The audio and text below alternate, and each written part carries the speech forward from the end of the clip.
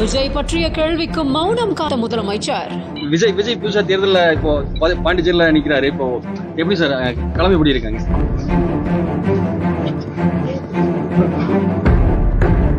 சிவபுராணத்தை விடாமல் பாடி அழுக்கு சித்தரை வழிபட்ட முதல்வர். சடாரண பேப்பர் எடுத்து எழுதி அழுக்கு சித்தரின் பின்னால் வைத்தது என்ன?